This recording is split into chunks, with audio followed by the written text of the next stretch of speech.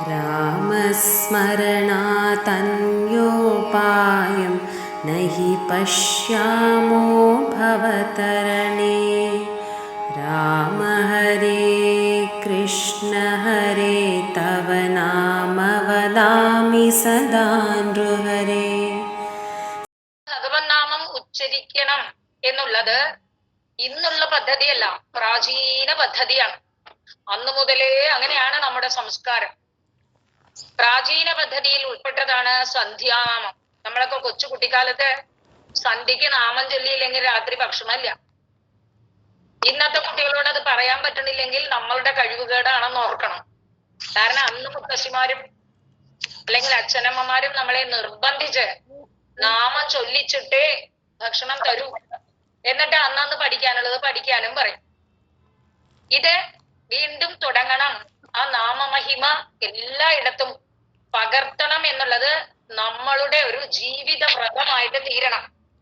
അതിനു വേണ്ടിയിട്ടാണ് നമ്മൾ ഓരോരുത്തരും പരിശ്രമിക്കേണ്ടത്. എന്താണ് നാമമഹിമ? സകൃത് ഉച്ചരിത മാത്രേന, ഒരു പ്രാവശ്യം ഉച്ചരിച്ചാൽ മതി പരിശുദ്ധമാക്കുമെന്ന്.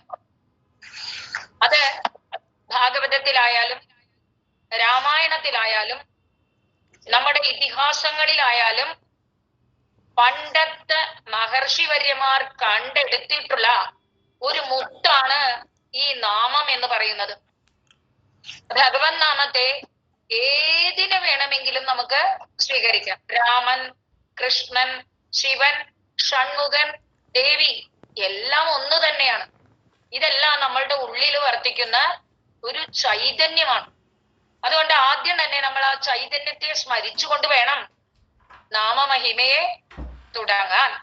നമ്മൾ സാധാരണ ഗണപതി സ്തുതി, ഗുരുസ്തുതി, അതിനുശേഷം സരസ്വതി സ്തുതിയോടാണ് തുടങ്ങാറ്. അതേപോലെ തന്നെ നമുക്കറിയാം, ഗജാനന പത്മാർക്കം ഗജാനനം അഹർനിശം അനേകദന്തം ഭക്താനാം ഏകദന്തമുപാസ്മഹേ. ശ്രീ മഹാഗണപതയേ നമഃ. ഗുരവേ സർവലോകാനാം വിഷഗേ ഭവരോഗിണാം നിധയേ സർവവിദ്യാനാം ശ്രീ ദക്ഷിണാമൂർത്തയേ നമഃ. അസ്മദ് ഗുരുചരണാരവിന്ദാഭ്യാം നമഃ. സരസ്വതി നമസ്തുഭ്യം വരദേ കാമരൂപിണി. വിദ്യാരംഭം കരിഷ്യാമി സിദ്ധിർഭവതു മേ സദാ. ഈ സ്തുതികളിലൂടെയാണ് നമ്മൾ മഹാഗണപതിയെയും ഗുരുനാഥനെയും വാണീദേവിയെയും സ്തുതിച്ചുകൊണ്ടാണ് നമ്മൾ എല്ലാ കാര്യവും ആരംഭിക്കാറ്. അതുപോലെ തന്നെ ആകട്ടെ നമുക്ക് നാമമഹിമ പറയുന്നതും. ഈ എന്താണ് നാമമഹിമയ്ക്കുള്ള പ്രത്യേകത? നമ്മൾ ഈ ലോകത്തിൽ ജീവിക്കുമ്പോൾ സുഖത്തിന് വേണ്ടിയിട്ടാണ് ഓരോരുത്തരും ശ്രമിക്കുന്നത്. എല്ലാവരുടെ ജീവിത ലക്ഷ്യം സുഖം, ശാന്തി. ആ ശാന്തി കിട്ടാനുള്ള തത്രപ്പാടിൽ പാടുപെടുകയാണ് നമ്മൾ. എന്തൊക്കെ നേടിയാലും അത് ദുഃഖപര്യാവസ്ഥയായേ വരുന്നു. കാരണം വസ്തുക്കളോടുള്ള ആസക്തി കൊണ്ട്, ആഗ്രഹം കൊണ്ട് അത് നേടിയെടുക്കാൻ വേണ്ടിയിട്ടുള്ള ഓട്ടപ്പാച്ചിലാണ് നമുക്ക്. ആ ഓട്ടപ്പാച്ചിലിൽ നേടിയെടുത്തു കഴിയുമ്പോൾ ഒരു മനസ്സാഫല്യം അല്ലെങ്കിൽ ഒരു സന്തോഷം. ആ ഒരു സന്തോഷം അധികനേരം നീണ്ടു നിൽക്കുന്നില്ല എന്ന് മാത്രം. കിട്ടിയ വസ്തു കയ്യിലേന്നു നഷ്ടപ്പെടുമോ എന്നുള്ള ആദ്യത്തെ വിഷമം. അതിനെ എങ്ങനെയാണ് മറ്റുള്ളവരിൽ നിന്ന് സംരക്ഷിക്കുക എന്ന അടുത്തതൊരു വിഷമം. ഇങ്ങനെ വിഷമത്തിലേക്ക് നമ്മളെ കുതിച്ചു ചെല്ലിപ്പിക്കും. ചെയ്തതൊക്കെ എന്തിനാ? സുഖായ, സുഖം കിട്ടാൻ വേണ്ടിയിട്ടാ ചെയ്തത്. പക്ഷെ ഫലത്തിൽ ആ സുഖമൊന്നും ഉണ്ടായില്ല. എന്നാൽ മനസ്സ് ആഗ്രഹിക്കാതിരിക്കാൻ പാടുവോ? മനസ്സിന്റെ ചുമതലയെ എന്താണ്? ഓരോന്നിനെയും ആഗ്രഹിക്കുക, അതിനെ നേടിയെടുക്കുക എന്നതാണ്. പക്ഷെ നമ്മളിപ്പോ എന്തു വേണം? നേടിയെടുക്കുന്ന വസ്തു ശാശ്വതമായിട്ട് ഒന്നായിരിക്കണം. ശാശ്വതമായ വസ്തു എന്ന് പറഞ്ഞാൽ അത് എന്താണ്? ഭാഗവതം പറയുന്നു കൃഷ്ണനെന്ന്, രാമായണം പറയുന്നു രാമനെന്ന്, ദേവി ഭാഗവതം പറയുന്നു ദേവിയെന്ന്, ശിവപുരാണം പറയുന്നു ശിവനെന്ന്. ഈ നാനാത്വം കാണുമ്പോൾ പകച്ചു നിൽക്കുകയല്ലേ ചെയ്യുക? പക്ഷെ നമ്മളുടെ എല്ലാ പുരാണങ്ങളും എഴുതിയ വ്യാസഭഗവാൻ പറഞ്ഞത് എന്താണെന്നറിയോ? സത്യം പരം ധീമഹി. സത്യവസ്തുവിനെ നിലനിർത്തുക. സത്യം എന്ന് പറഞ്ഞാൽ എല്ലാവർക്കും അറിയാം, ഏത് മതസ്ഥർക്കും അറിയാം. എല്ലാവരോടും സത്യത്തിനെ നേടാൻ ശ്രമിക്കൂ എന്ന് പറഞ്ഞാൽ ആരും നമ്മളോട് വഴക്കിന് വരില്ല. അല്ലെങ്കിൽ നിങ്ങൾ പറയുന്ന ശിവനാണോ വലുത്, ഞങ്ങൾ പറയുന്ന ദൈവമാണോ വലുത് എന്ന് തല്ലിന് വരാം. പക്ഷെ ഇത് നമുക്ക് വരാൻ കഴിയില്ല. കാരണം എന്താ? സത്യം പരം ധീമഹി എന്നാണ് നമ്മുടെ ആചാര്യന്മാർ പറഞ്ഞത്. അവരുടെ ആ വിശാല ബുദ്ധി, വ്യാസ വിശാല ബുദ്ധി എന്നാണ്. വിശാല ബുദ്ധി ഉള്ളത് കൊണ്ടാണ് വ്യാസഭഗവാൻ അങ്ങനെ തന്നെ പറഞ്ഞത്. ആ സത്യവസ്തു, സത്യവസ്തു എന്താണ്? സത്തായ വസ്തുവാണ് സത്യവസ്തു. സത്ത് എന്ന് പറഞ്ഞാൽ എന്നും നിലനിൽക്കുന്ന വസ്തു. എന്നും നിലനിൽക്കുന്നത് എന്താണോ അതാണ് വാസ്തവം. എന്നും എന്ന് പറഞ്ഞാൽ ഇപ്പോഴൊക്കെയാ? ഭൂതകാലത്തിലുമുണ്ട്, ഇപ്പൊ വർത്തമാനകാലത്തിലുണ്ട്, ഇനി ഭാവി കാലത്തിലും ഉണ്ടാകും. അല്ലെങ്കിൽ ജാഗ്രത്തിലുമുണ്ട്, സ്വപ്നത്തിലുമുണ്ട്, സുഷുപ്തിയിലുമുണ്ട്. ആ വസ്തുവാണ് സത്യവസ്തു. ആ സത്യവസ്തുവാണ് നമുക്ക് പരമ ആശ്രയം. ആ ആശ്രയമായ വസ്തുവിലേക്ക് എത്താൻ എന്താണ് ചെയ്യേണ്ടത്? അതിനെക്കുറിച്ച് വിശകലനം ചെയ്തു നമ്മുടെ പണ്ഡിതന്മാർ. ചിലര് പറഞ്ഞു ധ്യാനയോഗം ശീലിക്കണം, മറ്റൊരു പറഞ്ഞു ജ്ഞാനം നേടിയാലേ പറ്റൂ, വേറൊരുത്തർ പറഞ്ഞു സർവത്തിനോടും വിരക്തിയോടുകൂടി സന്യസിച്ചാലേ പറ്റൂ. ഇതൊന്നും നമ്മുടെ ഗൃഹസ്ഥന്മാരായ ജീവിതക്കാർക്ക് സാധ്യമല്ല തന്നെ. സാധ്യമാണോ? നമുക്ക് നമ്മുടെ കുടുംബം വിട്ടു പോകാൻ പറ്റുമോ? അത് മാത്രമല്ല, മക്കളോടൊക്കെ സ്നേഹം പാടില്ല എന്ന് പറയാൻ പറ്റുമോ? നമുക്കെല്ലാവരുടെ ഉള്ളിലും ഈ സ്നേഹമുണ്ട്. പക്ഷെ ആ സ്നേഹം എന്ന് പറയുന്നത് ഒരുതരം അറ്റാച്ച്മെന്റ്, ആസക്തിയാണ്. ആ ആസക്തി നമ്മളുടെ കൂടെയുള്ളവരോടാണ്. നമുക്ക് ആ കൂടെയുള്ളവര് വിട്ടുപോകുമ്പോൾ നമുക്ക് സഹിക്കുന്നില്ല. അതുകൊണ്ട് വിട്ടുപോകാത്ത ഒന്നിനെ ആശ്രയിക്കണം. ഈ പറയുന്ന ധ്യാനയോഗവും ജ്ഞാനയോഗവും ഒക്കെ നമുക്ക് ബുദ്ധിമുട്ടല്ലേ? എന്നാ ഭക്തിയോഗമായിക്കോട്ടെ എന്ന് പറഞ്ഞു. ഭക്തിയോഗം പോയപ്പോഴാണ് നവവിധ ഭക്തികളെ പറഞ്ഞു കൊടുത്തത്.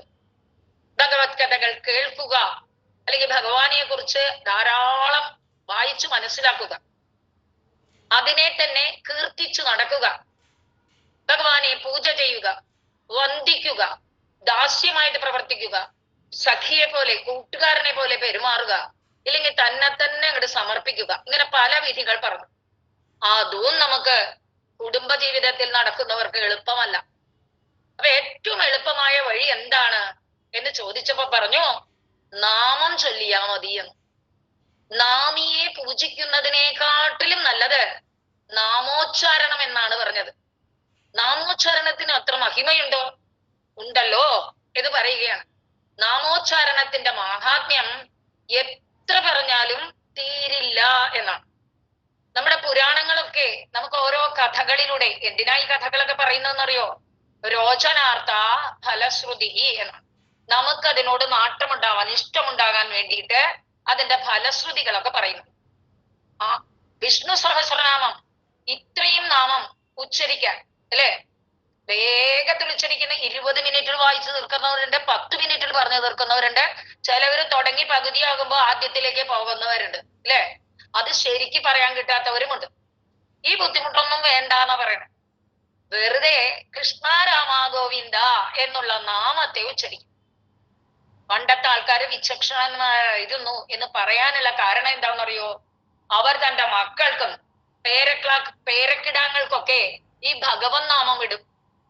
ഭഗവൻ നാമം ഇടുമ്പോ അറിഞ്ഞോ അറിയാതെയോ എന്നും ഒരു ദിവസം ഒരു 50 വട്ടമെങ്കിലും തന്റെ മക്കളുടെ പേര് ഉച്ചരിക്കും. അങ്ങനെ 50 പ്രാവശ്യം അവര് നാമത്തെ പ്രകീർത്തിക്കും. ഇന്ന് ഫാഷൻ കയറി അച്ഛന്റെ പേരിന്റെ ആദ്യം, അമ്മയുടെ പേരിന്റെ ആദ്യം, ചിലപ്പോ അത് കേൾക്കുമ്പോ വഷളായിട്ടുള്ള പദമാണ്. അതാണ് നമ്മൾ മക്കൾക്ക് പേരിടുന്നത് അല്ലെ. ഒരാളുടെ പേര് കൃഷ്ണൻ എന്നായിരുന്നു, ഭാര്യയുടെ പേര് മീനാക്ഷി എന്നായിരുന്നു. പേരിട്ടു, ഇതിന്റെ ആദ്യത്തെ പേര് അതിന്റെ ആദ്യത്തെ പേര്.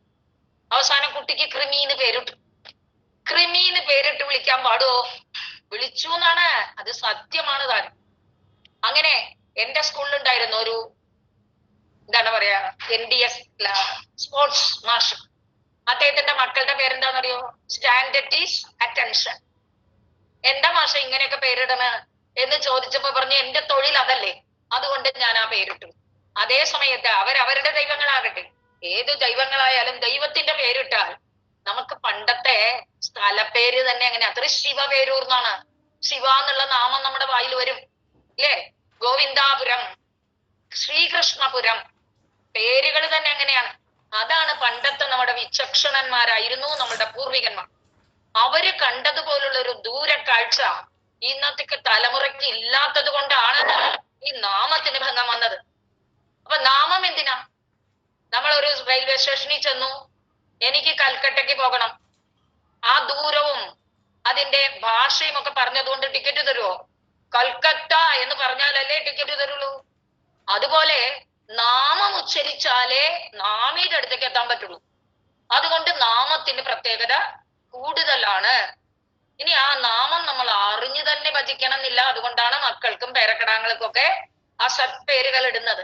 അപ്പൊ അത് നമ്മൾ അറിഞ്ഞോണ്ടല്ല, ദിവസവും അത് നമ്മളുടെ വായില് റൊട്ടീനായിട്ട് വന്നുകൊണ്ടിരിക്കണം എന്നാണ്. അതിനു വേണ്ടിയിട്ട് നമുക്കൊരു രോചനയ്ക്ക് വേണ്ടിയിട്ട് ഒരു അജാമിളോപാഖ്യാനം എന്ന് ഭാഗവതത്തിൽ ഒരു കഥ കൂട്ടിച്ചേർത്തു. ഭാഗവതം എന്ന് പറയുന്നത് തന്നെ നാമപുരാണമാണ് അല്ലേ? നാമപുരാണം, അത് നാമത്തെയാണ് ഉദ്ഘോഷിക്കുന്നത്. നാമം ഏതെങ്കിലും ഉപക്രമത്തില്, ഇടക്കിടക്ക്, അവസാനം, ഉപസംഹാരത്തില് എല്ലായിടത്തും ഒരേ തത്വം വരണം. ഈ ഭാഗവതത്തിലെ നാമപുരാണം എന്ന് പറഞ്ഞുകൊണ്ട് നാമത്തിനെ ദ്യോതിപ്പിച്ചു. ഇടയിൽ ഓരോ അധ്യായങ്ങളിലും ഭഗവത് നാമത്തെ പ്രത്യേകമായി പറഞ്ഞു വന്നു. എന്റെ ഇടയിൽ നമുക്ക് രോചനാർത്ഥ ഫലശ്രുതി, ഒരു ഫലശ്രുതി പറഞ്ഞാലേ ഇഷ്ടം ഉണ്ടാവുള്ളൂ. അതിനു വേണ്ടിയിട്ട് ഒരു അജാമിളന്റെ കഥയും പറഞ്ഞു തന്നു. അജാമിളനാണ്, കാന്യകുബ്ജം എന്നാ പറഞ്ഞത് തന്നെ അല്ലേ? അദ്ദേഹത്തിന്റെ ജീവിത രീതിയും എല്ലാം പറഞ്ഞു തന്നിട്ട് അവസാനം തന്റെ പുത്രനെ, എന്തോ ഒരു പൂർവ്വ പുണ്യഫലം, അതുകൊണ്ട് തന്റെ പുത്രനെ നാരായണ എന്ന് പേരിട്ടു. അവസാന കാലം 80 വർഷം ഒരു വേശ്യാസ്ത്രീയുടെ കൂടെ തന്റെ ജീവിതം പാഴാക്കി. കഥ അറിയുന്നത് കൊണ്ട് പറഞ്ഞില്ല. ജീവിതം മുഴുവൻ പാഴാക്കി. എങ്കിലും പൂർവ്വസ്മരണ എന്നുണ്ടല്ലോ, ആ പൂർവ്വസ്മരണയ്ക്ക് പ്രത്യേകതയാണ്. നമ്മളൊക്കെ ജീവഛാത്രാഹ എന്നാണ്. നമ്മളൊക്കെ ഇവിടുത്തെ കളിക്കോപ്പുകളാണ് അത്രേ ഭഗവാന്, ഗുരുവായൂരപ്പന്. എവിടെയെന്ന് ചോദിച്ചു, ജീവിതമാകുന്ന രംഗത്തിൽ കളിക്കുന്ന കുറെ കളിപ്പാവകളാണ് സർവ ജീവജാലങ്ങളും. ആ കളിപ്പാവകൾക്ക് മാറ്റുകൂട്ടാനായിട്ട് അത് കളിക്കുമ്പോ അതിന് സ്പീഡ് കിട്ടണ്ടേ, അതിനുവേണ്ടി മദ്ദളം കൊട്ടും, അതുപോലെ തന്നെ പാട്ടുപാടും. ഇവിടെ എന്തൊക്കെ പാട്ട് പാടുന്നു വെച്ചോ, നമ്മുടെ കർമ്മഫലമാകുന്ന മദ്ദളമടി നല്ലോണം നമ്മൾ കേൾക്കുന്നുണ്ട്. അതിനോടൊപ്പം നമ്മളുടെ വാസനകളാകുന്ന പാട്ടുകളും, ജന്മവാസനകൾ നേടിയെടുത്തതുണ്ടല്ലോ, അതിലൊക്കെ കടന്ന് കളിച്ചു തിമർത്ത് പൊട്ടിച്ചിരിച്ചും പൊട്ടിക്കരഞ്ഞും നമ്മള് അഭിനയിച്ചു കൊണ്ടിരിക്കുകയാണ്. ആ അഭിനയം മാത്രം മതിയോ എന്നാണ് ചോദ്യം. ഈ അഭിനയം പോരാ, അഭിനയത്തിന്റെ വേഷമൊക്കെ വലിച്ചു കളഞ്ഞ് നമ്മളും എന്ത് വേണം? ഈ സദസ്യരുടെ കൂടെ ഒന്നായി തീർന്ന് ആ ഭഗവത് പാദത്തിൽ മനസ്സുറപ്പിക്കാൻ നോക്കണം. അതിനുള്ള എളുപ്പ വഴിയാണ് നാമോച്ചാരണം. എന്താണ് പറഞ്ഞത്? നാമോച്ചാരണമൊന്നുകൊണ്ടു മുനിയായി വാൽമീകി പണ്ടേ തുലോം, നാമോച്ചാരണമൊന്നു തന്നെ നാമോച്ചാരണമൊന്നുകൊണ്ടു ദാസീപതി. നാമോച്ചാരണം കൊണ്ടാണ് ദാസീപതിയായ അജാമിളൻ രക്ഷപ്പെട്ടത്. നാമോച്ചാരണം കൊണ്ട് തന്നെയാണ് കാട്ടാളനായിരുന്ന ആ രത്നാകരൻ വാൽമീകി എന്ന പേരിൽ മഹർഷിയായി തീർന്നത്. നാമോച്ചാരണമൊന്നു തന്നെ മതിയെന്നോതുന്നു വേദാന്തവും. വേദങ്ങളൊക്കെ നമുക്ക് വിധി നിഷേധങ്ങൾ പറഞ്ഞു തരുന്നതാ. അങ്ങനെ വിധിയും നിഷേധവും ഒക്കെ പറഞ്ഞു തരുന്ന ഈ വേദങ്ങള് നമ്മളെ ഉദ്ഘോഷിപ്പിക്കുന്നത്, വേദങ്ങളുടെയൊക്കെ ശിരസാണ് ഉപനിഷത്ത്, വേദാന്തം. ആ വേദാന്തം വരെ നമ്മളെ ബോധിപ്പിക്കുന്നത് എന്താണെന്നറിയോ? ഇതൊക്കെ മാറ്റി വെച്ചോളോ, ഇതൊന്നും വേണ്ട, നാമോച്ചാരണമൊന്നു തന്നെ മതി. ഒരു നാമോച്ചാരണം മതി നിങ്ങൾക്ക്. അത് ഓതുന്നു വേദാന്തവും. അങ്ങനെയല്ല, ആ നാമോച്ചാരണം നാവിൽ വന്ന് വിളയാടണമേ എന്ന് നമുക്ക് ഭഗവാനോട് പ്രാർത്ഥിക്കാനല്ലേ പറ്റൂ. എന്തൊക്കെയോ പറയുന്ന നാവാണ്. ഇതില് നാരായണന്നോ ശ്രീഹരിന്നോ 2 അക്ഷരം പറയാൻ നമുക്ക് സാധിക്കാതെ വന്നാൽ കഷ്ടമാണ്. എന്താ കാരണം? മാനുഷജന്മ ദുർലഭോ നഹദേഹം ബാരംബാർ എന്ന് കബീർദാസ് പറഞ്ഞു. ഈ മനുഷ്യജന്മം എളുപ്പമല്ല. അത് പിന്നെയും പിന്നെയും കിട്ടും. അടുത്ത ജന്മത്തിൽ നോക്കാം. അടുത്ത ജന്മത്തിൽ പുഴുവാണോ പൂച്ചയാണോ പറവയാണോ എന്ന് ആർക്കറിയാം? അപ്പൊ നമുക്ക് ഈ മനുഷ്യജന്മം കിട്ടിയിട്ടും നമുക്ക് നല്ലൊരു നാവിനെ തന്നിട്ടും ഏറ്റവും പ്രത്യേകമായിട്ടുള്ള ഒരു കഴിവ് നമുക്ക് തന്നിട്ടുണ്ട്, വിവേകം. വിവേകം എന്നുള്ളത് നമ്മുടെ മനസ്സിലാണ് ഉറക്കേണ്ടത്. ആ വിവേകമുള്ളവനെയാണ് മനുഷ്യൻ എന്ന് പറയുന്നത്. അങ്ങനെ വിവേകിയായിട്ടുള്ള മനുഷ്യൻ എന്താണ് സത്യമായിട്ട് നിലനിൽക്കുന്നത്, എന്താണ് നശിച്ചു പോകുന്നത് എന്ന് തിരിച്ചറിയാതെ പ്രവർത്തിച്ചാൽ അവനെ പോലെ ആത്മഹത്യ ചെയ്തവന് തുല്യനാണെന്നാ പറഞ്ഞു. അവനെ പോലെ ജീവിതത്തെ വെറുതെ നശിപ്പിക്കുന്ന മൂഢൻ വേറെ ആരെങ്കിലും ഉണ്ടോ എന്നാണ് ചോദ്യം. അതുകൊണ്ട് നമുക്ക് എന്ത് വേണമെന്ന് വെച്ചാൽ ഈ കിട്ടിയ മനുഷ്യജന്മത്തിനെ വേണ്ട വിധത്തിൽ ഉപയോഗിക്കുക, അല്ലെ? ജീവിതം പാഴായി പോകരുത്. പാഴായി പോകാതിരിക്കാനുള്ള ഏറ്റവും എളുപ്പ മാർഗമാണ് നാമോച്ചാരണം. അതിൽ നമുക്ക് രാമ എന്നുള്ള പദം തന്നെ എടുക്കാം, ഓരോ നാമായിട്ട് പറയാം. ഇല്ലേ, രാമനാമത്തിന് എന്താ പ്രത്യേകത നിങ്ങൾ ശ്രദ്ധിച്ചിട്ടുണ്ടോ? രാമ, നമ്മളുടെ രത്നാകരൻ എന്ന കാട്ടാളൻ സപ്തർഷികളുടെ കയ്യിൽ നിന്നും എല്ലാം തട്ടിപ്പറിക്കാൻ വേണ്ടി വന്നപ്പോ ആ സപ്തർഷികൾ രത്നാകരനോട് പറഞ്ഞത് എന്താ? നീ ചെയ്യുന്നത് പാപമല്ലേ രത്നാകര? അതെ, എനിക്കറിയാം, പക്ഷെ എനിക്ക് വേറെ വഴിയില്ല, എന്റെ കുടുംബത്തിനെ രക്ഷിക്കണം, അതിനു വേണ്ടിയാണ് ഞാൻ ഇതൊക്കെ തട്ടിപ്പറിക്കുന്നത് എന്ന് പറഞ്ഞു.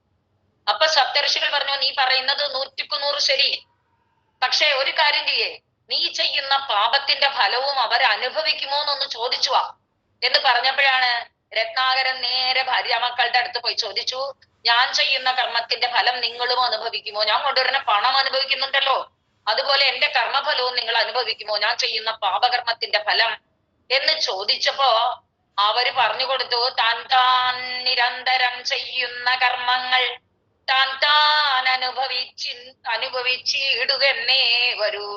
അവനവൻ ചെയ്യുന്ന പ്രവൃത്തി അവനവനെ അനുഭവിക്കാൻ പറ്റൂ. അതിനു വേണ്ടിയിട്ടാണ് ആ ജീവഛാത്രന്മാരെ ഇവിടെ നടനം ചെയ്തുകൊണ്ടിരിക്കുന്നത് എന്ന് പറഞ്ഞു. അപ്പൊ വിഷമായി. എന്ത് ചെയ്തു? നേരെ വന്നു മഹർഷിമാരുടെ അടുത്ത് വന്നു, മഹർഷിമാരെ എന്ത് ചെയ്യണം? അപ്പൊ സത്സംഗം കൊണ്ട് തന്നെ കുറച്ച് മനസ്സിന് ശുദ്ധി വന്നു കഴിഞ്ഞു വാൽമീകി ഈ രത്നാകരന്. അപ്പൊ അവര് പറഞ്ഞു കൊടുത്തത്, നമ്മളൊക്കെ മലയാളത്തിൽ പഠിച്ചത് എന്താണ്? അവന് രാമ എന്ന് പറയാൻ കിട്ടാത്തത് കൊണ്ട് മര മര മര എന്ന് പറഞ്ഞു കൊടുക്കും. ഈ മരം ആ മരം എന്ന് പറയാൻ പറഞ്ഞു എന്ന്. വാസ്തവത്തിൽ അതല്ല.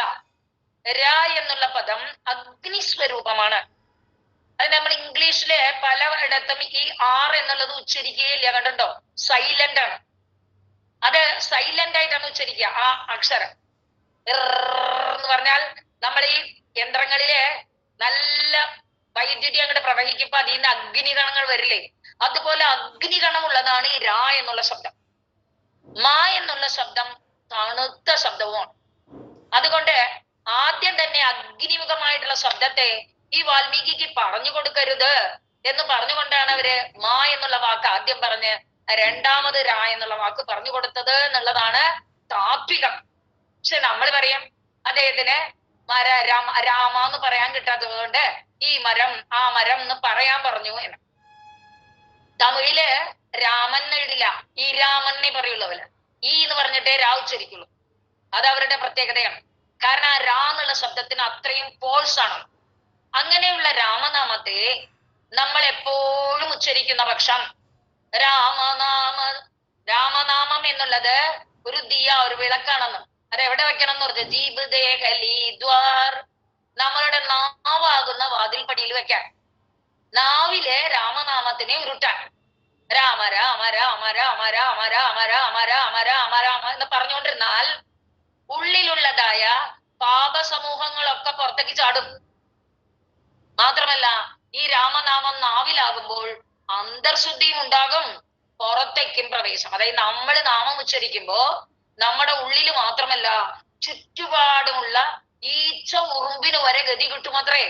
കിട്ടുമോന്ന് ചോദിച്ചാൽ കിട്ടും.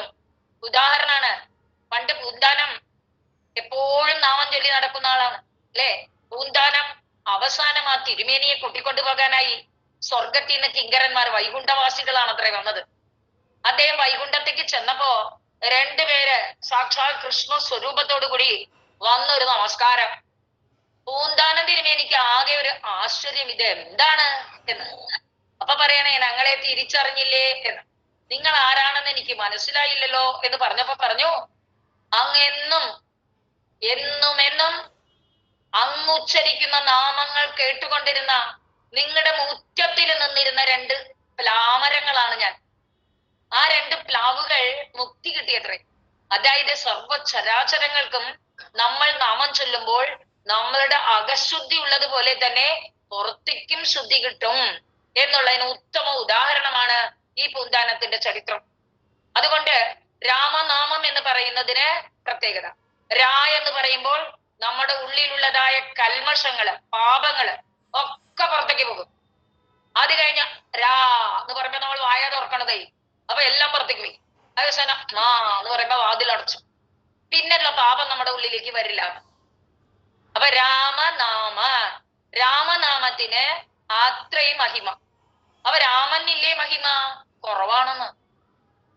രാമനാമത്തിന്റെ മഹിമ രാമനില്ല. അതെങ്ങനെ നമുക്ക് ബോധിപ്പിക്കാം? അതിന് പറയാണ്, രാമനാമാങ്കിതമായ അങ്കുലീയം, മോതിരം കയ്യിൽ കൊടുത്തിട്ടാണ് ഹനുമാനെ ലങ്കയിലേക്ക് അയച്ചത്. ആര്? രാമൻ തന്നെ. ഹനുമാൻ പോകുമ്പോ കയ്യില് ഭഗവാന്റെ നാമാങ്കിതമായ മുദ്ര, മോതിരം, നാവില് രാമ രാമ രാമ രാമ എന്ന ശബ്ദം, ഹൃദയത്തില് ശ്രീരാമചന്ദ്ര പ്രഭുവിന്റെ സ്വരൂപം. ഇതൊക്കെ കൊണ്ടാണ് മഹേന്ദ്രപർവ്വതത്തിൽ കയറി നിന്നതായ ഹനുമാന് ഒരൊറ്റ കുതിപ്പില് ലങ്കയിലേക്ക് എത്താൻ സാധിച്ചവർ. മാത്രമല്ല അവിടെ ചെന്ന് സർവ്വയിടത്തും തടഞ്ഞു, എവിടെയും കണ്ടില്ല സീതയെ. നിരാശ വരെ ബാധിച്ചു അത്രേ. നിരാശയുക്തനായപ്പോ വിചാരിച്ചു, താൻ മടങ്ങിപ്പോയില്ലെങ്കിൽ സുഗ്രീവാദികൾ കഷ്ടപ്പെടും. അങ്ങനെ സുഗ്രീവാദികൾ തിരിച്ചെത്തിയില്ലെങ്കിൽ രാമൻ തന്നെ ജീവനൊടുക്കും. രാമൻ ജീവനൊടുക്കിയാൽ ലക്ഷ്മണൻ അങ്ങനെ പരമ്പരയായിട്ട് എല്ലാവരുടെ മരണത്തിന് ഞാൻ കാരണമാകും. അതുകൊണ്ട് നിരാശ പാടില്ല എന്ന് മനസ്സിൽ അങ്ങോട്ട് തീരുമാനിച്ചപ്പോ നാമമാണത്ര ചൊല്ലിയത്. നമോസ്തു രാമായ സലക്ഷ്മണായ ദേവ്യൈ ചതസ്യൈ ജനകാത്മജായൈ നമോസ്തു രുദ്രേന്ദ്രയമാനിലേഭ്യോ നമോസ്തു ചന്ദ്രാർക്കമരുദ്ഗണേഭ്യ. എല്ലാവർക്കും ഒരു നമസ്കാരം കൊടുത്തു. നമസ്കാരം കൊടുത്ത ഉടനെ ചാടിയത് അശോകവനിയിലേക്കാണ്. ആ നാമത്തിന്റെ പവറാണ്. അവിടെ എത്തി നിന്നു. ശിംശുഭാവൃക്ഷത്തിന്റെ മുകളിൽ കയറി ഇലകൾക്കിൽ മറഞ്ഞ ചെറിയ രൂപത്തിലിരുന്നു. ആ സമയത്താണ് രാവണൻ വന്നത്. രാവണൻ വന്ന് പലതും പ്രലോഭിപ്പിച്ചു നോക്കി. അപ്പൊ രാമ രാമ രാമ എന്ന് പറഞ്ഞുകൊണ്ട് രാമേതി, രാമനല്ലാത്തൊരു വാക്ക് നിന്ന് വന്നില്ല. അപ്പൊ തന്നെ എന്ത് ചെയ്തു? അവസാനം ദേവിയും നിരാശ കൊണ്ട് താൻ തന്റെ ശരീരം തന്നെ വെടിഞ്ഞേക്കാമോ എന്ന് വിചാരിച്ചു അത്രേ. ആ സമയത്ത് ഈ ഹനുമാൻ എന്ത് ചെയ്തു എന്നറിയോ? ഞാൻ ആരാണെന്നറിയാമോ? രാമ ദാസോഹം കൗസലേന്ദ്രസ്യ എന്ന് പറഞ്ഞ് താൻ രാമന്റെ ദാസനാണെന്ന് പറഞ്ഞ് രാമനാമം അങ്ങോട്ട് പാടി. സീതയ്ക്ക് ആഹ്ലാദായി. അപ്പൊ ഒരു നാമത്തിന്റെ പ്രത്യേകത എത്രത്തോളം ഉണ്ടെന്ന് ആലോചിച്ച് നോക്കൂ. ഏതൊരു നാമത്തിന്റെ പവറിലാണോ ഹനുമാൻ ലങ്ക ചാടിക്കടന്നത്, ആ രാമന് ലങ്കയിലേക്ക് പോകാൻ വാനരന്മാരെ കൊണ്ട് പാലം കെട്ടേണ്ടി വന്നു. അപ്പൊ ആർക്കാ മഹിമ? രാമനല്ലല്ലോ മഹിമ. രാമനാമത്തിനാണ് പവർ. എപ്പോഴും നാമത്തിനാണ് പവർ. അതുകൊണ്ട് പവർഫുൾ ആയ നാമം. ആ നാമം ചൊല്ലാൻ നമുക്ക് നേരമില്ലല്ലോ. ബസ്സിൽ പോകുമ്പോഴോ വീട്ടുജോലികൾ ചെയ്യുമ്പോഴോ മനസ്സിൽ ജപിക്കാൻ ആരോട് ചോദിക്കണം? പുറത്ത് ജപിക്കണ്ട, ഉള്ളിലെ രാമരാമ. അത് എങ്ങനെ പറ്റും? മനസ്സ് ഇതിലൊന്നും നിൽക്കുന്നില്ലല്ലോ. മനസ്സ് നിൽക്കണ്ട, മനസ്സ് പോകേണ്ടടുത്തൊക്കെ പൊക്കോട്ടെ. നമ്മളുടെ വായിൽ എപ്പോഴും നാമം ഉച്ചരിക്കുക, അതാണ് വേണ്ടത്. അതായത് പൂന്താനം പറഞ്ഞു, കാമാതുരം മാനസമെങ്കിലും മേ നാമാമൃതം വായിലണച്ചുകൊള്ളുക. നിങ്ങളുടെ മനസ്സ് കാമാതുരമാണ്, പലതരത്തിലുള്ള ചിന്തകൾപ്പെട്ട് ഉഴലുന്നു. നാവില് നാമം പറയാൻ എന്താ കുഴപ്പം? അങ്ങനെ പറയുമ്പോൾ കബീർദാസ് പറഞ്ഞു, കർക്കാ മൻക ഡാരിക്കെ മനുക്ക മനുക്ക ഫേർ എന്നാ പറഞ്ഞു. കയ്യിലുള്ള മണിമാലയൊക്കെ കളഞ്ഞോളൂ നിങ്ങള്. ഉള്ളിലുള്ള ആ രാമനാമം കൊണ്ടുള്ളതായ മണിമാലയുടെ ഉരുട്ടുന്നു. ഉള്ളിൽ ഉരുട്ടിയ എന്താ ഗുണം? ഉള്ളിൽ വന്നിരുന്നേക്കും ഭഗവാൻ. പിന്നെ ഭഗവാൻ പിടിച്ചോളും ഈ അക്ഷരമാല. ഭഗവാൻ നമ്മളെ കൊണ്ട് ചെയ്യിച്ചോളും. ഒരിക്കൽ അങ്ങോട്ട് നമ്മൾ ഒരിടത്തേക്ക് പ്രവേശിച്ചു കിട്ടിയ പിന്നെ നമുക്ക് ഇടയ്ക്കിടയ്ക്ക് അനായാസം പ്രവേശിക്കാൻ പറ്റില്ലേ? ആദ്യം പ്രവേശിക്കാനല്ലേ ബുദ്ധിമുട്ടുള്ളൂ. ആദ്യത്തെ ഒരു പ്രവേശ കവാടം അത് നമ്മൾ കടന്നു കിട്ടിയാൽ നമുക്ക് എളുപ്പമാണ്. അതിനെങ്ങനെ സാധിക്കും? സജ്ജനങ്ങളുമായിട്ട് കൂട്ടുകൂടാനാണ് പറഞ്ഞത്. നിങ്ങളുടെ ഈ സത്സംഗം അതിന് ഏറ്റവും നല്ല ഉദാഹരണം. ഈ സത്സംഗത്തിലൂടെയാണ് നമുക്ക് ഭക്തിയും നാമമഹിമയൊക്കെ വളർത്താൻ സാധിക്കൂ എന്നാണ്. ഇനി പറയാണ് അടുത്തത്. അപ്പൊ രാമന്റെ പ്രത്യേകത, ഹനുമാൻ എപ്പോഴും എത്രയെത്ര രഘുനാഥ കീർത്തനം തത്ര തത്ര കൃതമസ്തകാഞ്ജലിം ബാഷ്പവാരി പരിപൂർണ ലോചനം മാരുതിം നമത രാക്ഷസാന്തകം എന്നാണ്. രാക്ഷസാന്തകനായ ഹനുമാൻ എവിടെയൊക്കെ രാമനമഹിമ കേൾക്കുന്നുണ്ടോ അവിടെയൊക്കെ രാമനാമം പാടിക്കൊണ്ട് കണ്ണീരണിഞ്ഞുകൊണ്ട് സന്തോഷവാനായിട്ട് വർത്തിക്കും അത്രേ. അതാണ് ആ നാമം ഇങ്ങനെ നമ്മളെ ആകർഷിക്കും എന്ന് പറയാണ്. ശ്രീരാമകൃഷ്ണ പരമഹംസ ഉണ്ടല്ലോ, അദ്ദേഹം നാമം പറഞ്ഞു, ദേവി നാമങ്ങളാണ് കൂടുതൽ പറയാ, പറഞ്ഞിങ്ങനെ സന്തോഷത്തിൽ കൊട്ടിയാടി രസിക്കുമ്പോ ശരീരം ആകെ അങ്ങോട്ട് ഇളകുമത്രേ. അങ്ങനെ ഇളകിയ ആനന്ദ പരവശത്തിൽ മത്തനായി. സാധാരണ ഭാഗവതത്തിൽ തന്നെ പറയും, അതിരാമത്തൻ തന്റെ വസ്ത്രം അഴിഞ്ഞു പോയത് അറിയില്ല, അതുപോലെ അങ്ങോട്ട് സമാധി നിലയിൽ എത്തുമത്രേ. അങ്ങനെ പ്രാർത്ഥിച്ചുകൊണ്ടിരിക്കുകയാണ്. അപ്പോഴാണ് കാളിദാസ ഘോഷ എന്ന് പറഞ്ഞ് മഹാകുടിയൻ, ഒന്നും പറഞ്ഞാൽ കേൾക്കില്ല, അമ്മയ്ക്ക് സങ്കടം, തന്റെ പുത്രനെ ഒന്ന് നന്നാക്കണല്ലോ. ഈ രാമകൃഷ്ണ പരമഹംസന്റെ അടുത്തേക്ക് വന്നു. രാമകൃഷ്ണ പരമഹംസദേവൻ പറഞ്ഞു, കാളിദാസനെ ഒന്ന് കൂട്ടിക്കൊണ്ടുപോവാ എന്ന്. കാളിദാസൻ വരാൻ കൂട്ടാക്കില്ലല്ലോ, അയാൾക്ക് ഭക്തിയുമില്ല, ഏതു നേരം തണ്ണി അടിച്ചു നടക്കുന്ന ആള്, എന്ത് ചെയ്യാൻ പറ്റും? അപ്പൊ പറഞ്ഞു, അമ്മ ജപിച്ചാ മതി എന്ന്. അമ്മയാണ് പുത്രന് വേണ്ടി നാമം ചൊല്ലി ജപിച്ചതത്രേ. കുറെ നാൾ കഴിഞ്ഞപ്പോഴേ ഒരു ദിവസം ഈ അമ്മ എവിടേക്കാ പോണത് എന്ന് അറിയാനായിട്ട്, എന്തെങ്കിലും സാമ്പത്തിക മെച്ചമുണ്ടോ എന്ന് അറിയാനായിട്ട് കാളിദാസന് പിന്നാലെ പോയിത്രേ. അതാണ് ആ നാമത്തിന്റെ മഹിമ. കാളിദാസ് അവിടെ ചെന്നു. എത്തിച്ചെന്നിട്ട് ആ കാളിദാസ ഘോഷൻ ഉണ്ടല്ലോ, ജനൽ കൂടെ നോക്കിയത്രേ. ജനൽ കൂടെ നോക്കിയപ്പോഴാ ഇവിടെ ആനന്ദ നൃത്തം, പെരുമഴ, കേൾക്കുന്നവരൊക്കെ ആനന്ദത്തിൽ അങ്ങോട്ട് ലയിച്ച് സച്ചിദാനന്ദ സ്വരൂപനെ നേരെ കണ്ട പോലെയാണ് ഈ നാമോച്ചാരണം നടക്കുന്നത്. അത് കണ്ടപ്പോ ഒരു സംശയം തോന്നിയത്രേ ആർക്ക്? ഈ കാളിദാസ് കേട്ടൻ. കാളിദാസ് ചോദിക്കാണ്, ഞാനും മദ്യമുള്ളിലേക്ക് കയറുമ്പോ ഇതുപോലെയൊക്കെ നൃത്തം വെക്കാറുണ്ട്, പക്ഷെ ഇത്ര പെർഫെക്റ്റ് ആവാറില്ല, ഇത്രയും നല്ലൊരു ലഹരി പിടിച്ച നൃത്തം, അതുകൊണ്ട് നിങ്ങൾ ഏത് മദ്യമാ സേവിക്കുന്നത് എന്നാണ് ചോദിച്ചത്. ആരോട്? രാമകൃഷ്ണ പരമഹംസയോട്. തന്നെ പോലെ തന്നെയല്ലേ മറ്റേവരും വിചാരിക്കുക.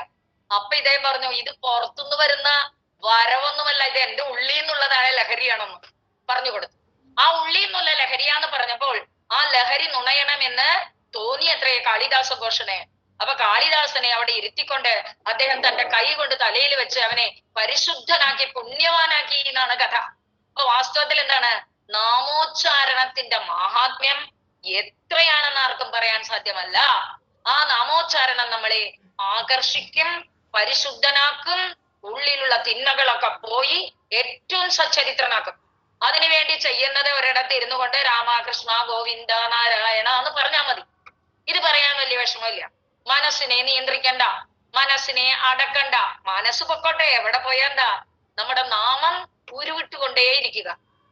നമ്മുടെ യശോദ പോലും ശ്രീകൃഷ്ണനോട് പറയൂത്രേ, കുട്ടാ നാരായണന്ന് ജപിക്കുന്നു. എങ്ങനെയാ പറയാന്നറിയോ? നാരായണ എന്നു ജപിക്കുക വെന്നാരോ മലായി പറയും ദശായാം.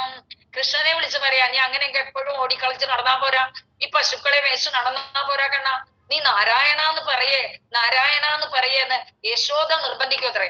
അപ്പൊ നാണം കുണുങ്ങിയിട്ടു ചിരിച്ചു അപ്പോൾ നാരായണൻ താനതു വാസുദേവൻ.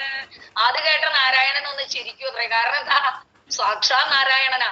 പക്ഷെ കാര്യമില്ല, നാരായണനായിട്ട് കാര്യമില്ല, നാരായണനും നാരായണ നാമം ജപിക്കണം അല്ലെ. പൂതനയെ കൊന്നു, തൃണാവർത്തൻ മുതലായ അസുരന്മാരെയൊക്കെ കൊന്നപ്പോ ഈ അസുരന്മാരൊക്കെ വന്ന് നമ്മളെ കുട്ടിയെ എന്തെങ്കിലും ചെയ്തേക്കുമോ എന്ന് സ്നേഹവാത്സല്യമുള്ള ഗോപികമാർക്ക് തോന്നി. യശോദയും ഗോപികമാരും ഒക്കെ എന്താ ചെയ്തത്? അവര് ഗോവിന്ദ നാമം കൊണ്ട് ഭഗവാനെ ഒഴിഞ്ഞു. നാമം കൊണ്ട് നാമിയെ ഒഴിയുക. ഒന്ന് ആലോചിച്ച് നോക്കൂ, നാമം കൊണ്ട് നാമിയെ ശുദ്ധീകരിക്കുക. അപ്പൊ ആരാ അവിടെ കേമൻ? നാമമല്ലേ കേമൻ. ആ നാമം ഉച്ചരിക്കാൻ നമ്മൾ പഠിക്കണ്ടേ? നമ്മളുടെ നാവുണ്ടായിട്ട് എന്താ കാര്യം? ഗോപികമാർക്കുള്ള ഏറ്റവും വലിയ പ്ലസ് പോയിന്റ് അതായിരുന്നു. എത്ര പ്ലസ് ആയിട്ട് കൊടുക്കാൻ പറ്റില്ല, എത്ര വേണമെങ്കിൽ പ്ലസ് ഇട്ട് കൊടുക്കാം അല്ലെ. ഏതാണ് ആദ്യം നമ്മൾ ആശ്രയിക്കേണ്ടത്? ഭഗവത് നാമത്തേക്ക്. ഭഗവത് നാം നമ്മൾ നിറച്ച് പൂജ്യം ഇട്ടു, അവസാനം ഒരു ഒന്നിട്ടു. എന്താ വില? ഒരു 50 പൂജ്യം നിരത്തിയിട്ടുണ്ട്, എന്നിട്ട് ഏറ്റവും അവസാനം ഒരു ഒന്നിനെ കൊണ്ടിട്ടു. അതാണ് നമ്മൾ ചെയ്തുകൊണ്ടിരിക്കുന്ന കാര്യം. അതിന് പകരം ആദ്യം തന്നെ ഒരു ഒന്നിട്ടിട്ട് പിന്നെ നിങ്ങൾ 50 പൂജ്യം ഇട്ടാൽ ആ തുകയുടെ വില ഒന്ന് ആലോചിച്ച് നോക്കൂ അല്ലേ? അതുപോലെ ആദ്യം ഒന്നായി കാണേണ്ടത്, ഒന്നായിട്ട് നമ്മൾ ഇടേണ്ടത് ഭഗവത് നാമം. ആ ഭഗവത് നാമം ഉച്ചരിച്ചു തുടങ്ങൂ, നിങ്ങളുടെ പ്രവൃത്തികളൊക്കെ plus plus plus plus plus ആയിട്ട് കോടി കോടി ഗുണങ്ങളിലേക്ക് എത്തിച്ചേരും. അതിന് നമ്മൾ ശ്രമിക്കണം. അതായിരുന്നു ആ ഗോപികമാര് ചെയ്ത പ്രവൃത്തി. ഗോപികമാർ എന്ത് ചെയ്തു? എപ്പോഴും സദാ സർവദാ ഭഗവത് ലീലകളെ ധ്യാനിക്കുക, ഭഗവത് നാമത്തെ ഉച്ചരിക്കുക. അതെ, വില്വമംഗല സ്വാമിയുടെ ശ്രീകൃഷ്ണ കർണാമൃതം എന്നൊന്നുണ്ട്. അതില് അദ്ദേഹം വളരെ വ്യക്തമായിട്ട് പറഞ്ഞു, എന്ത് ചെയ്യത്രേ, ഗോപികമാരുടെ ഏറ്റവും വലിയ സ്വത്താണ് വെണ്ണയും മോരും പാലും ഒക്കെ. അത് അവരുടെ ഉപജീവന മാർഗം. അവര് വൈശ്യരാണ്. അവരെന്ത് ചെയ്യും? അതും കൊണ്ടാണ് വിൽക്കാൻ പോവുക. ഓരോയിടത്തും കൊണ്ടുപോയി വെണ്ണ വിൽക്കും, മോര് വിൽക്കും, പാല് വിൽക്കും. അതുകൊണ്ടുള്ള ഉപജീവനമാണ് നടത്തുന്നത്. പക്ഷെ കൃഷ്ണഭക്തി മൂത്തപ്പോ ഈ ഗോപികമാർ എന്ത് ചെയ്യത്രേ?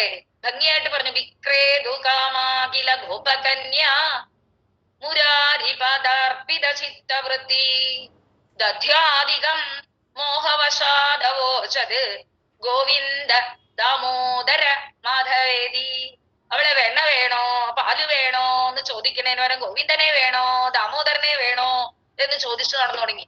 അങ്ങനെ പറഞ്ഞത് കൊണ്ട് അവൾക്ക് നഷ്ടം ഉണ്ടായോ? ഇന്നത്തെ ആൾക്കാർ പറയും, അല്ലെ, കൃഷ്ണാരാമ ഗോവിന്ദ ഇത് പറഞ്ഞു നടന്നാൽ നമുക്ക് ജീവിക്കാൻ പറ്റുമോ എന്നാണ് ഇന്നത്തെ തലമുറ നമ്മളോട് ചോദിക്കുക. ജീവിക്കാൻ പറ്റും എന്ന് തന്റെ അനുഭവത്തിലൂടെ കാണിച്ചവരാണ് ആ ഗോപികമാര്. ഗോപികമാര് മുഴുവൻ മനോഹരമായിട്ട് തന്നെ അവര് തന്റെ എല്ലാ കാര്യത്തിലും ഭഗവത് നാമത്തെ തന്നെയാണ് ഉച്ചരിച്ചത്. ഏത് സമയത്തിലും എന്നാ പറയുന്നത്, എവിടെയൊക്കെ. അതുകൊണ്ട് നമ്മളോട് പറയണ, നാവേ നവേ രസജ്ഞേ മധുരപ്രിയേനി. മധുരം നല്ല ഇഷ്ടല്ലേ നാവിന്? മധുരം നല്ല ഇഷ്ടമാ. അതുകൊണ്ട് മധുരപ്രിയേ നാവേ, നാവേ രസജ്ഞേ, രസമറിയുന്നവളാ. കയ്പ് വെച്ചു കൊടുത്താൽ ഉടനെ അറിയാം, പുളിപ്പ് വെച്ചു കൊടുത്താൽ ഉടനെ അറിയാം. ആരും ഇത് പുളിച്ചതാണെന്ന് പറയണ്ട, നാവ് കാണിച്ചു അല്ലേ? അങ്ങനെയുള്ള നാവേ രസജ്ഞേ മധുരപ്രിയേ, നീ എന്ത് വേണം? നിത്യം ഹിതം കേൾ മമവാക്യം. ഇപ്പോൾ ഞാൻ പറഞ്ഞു തരാം, ഒന്ന് കേൾക്കോ നീയെ? നാവേ, ഒരു സൂത്രം നിനക്ക് പറഞ്ഞു തരാം. എപ്പോഴും നിന്റെ മനസ്സ്, നിന്റെ നാവ് ഇങ്ങനെ തിരിച്ച് തിരിച്ച് തിരിച്ച് തേൻ പോലെ സന്തോഷമായിട്ട് ഇരിക്കണോ? വർണ്ണിച്ചുകൊള്ളൂ മധുരാക്ഷരത്താൽ ഗോവിന്ദ ദാമോദര മാധവേദി. നാവേ, നീ വിളിച്ചു പറഞ്ഞോ ഗോവിന്ദ ദാമോദര മാധവ എന്ന് പറഞ്ഞോ. നിന്റെ നാവിന് എപ്പോഴും മാധുര്യം നുകരാം. ഇങ്ങനെ എപ്പോഴും മാധുര്യം നുകരാൻ പറ്റുന്ന ഒരു ഭഗവത് നാമം ഉള്ളപ്പോൾ നീ എന്തിനാ ഭയപ്പെടുന്നത്? വേറെ മാധുര്യത്തെ എന്തിനാ അന്വേഷിച്ചു പോകുന്നത്? എന്റെ അമ്മയൊക്കെ കുത്തിക്കാലത്ത് എനിക്ക് പാട്ട് അറിയില്ല, അതുകൊണ്ട് ഞാൻ പാട്ട് പഠിച്ചിട്ടില്ല. എന്റെ മുഴുവൻ വേർഡ്സ് എനിക്ക് അറിയില്ല. പാട്ടറിയാത്തോണ്ട് കാതിൽ കേട്ടിട്ടില്ല, ശ്രദ്ധിച്ചിട്ടില്ല. എന്നാലും അമ്മ പറയും, കരിമ്പു വിക്കുതടി ശ്രീരാമനാമ കരിമ്പു വിക്കുതടി എന്ന് പറഞ്ഞു പറയും. എന്നിട്ട് പറയും, കരിമ്പു കൊള്ളവും കാശു പണം വേണ്ട, കരിമ്പു വിക്കുതടി ശ്രീരാമനാമ കരിമ്പു വിക്കുതടി എന്നാ പറയാം.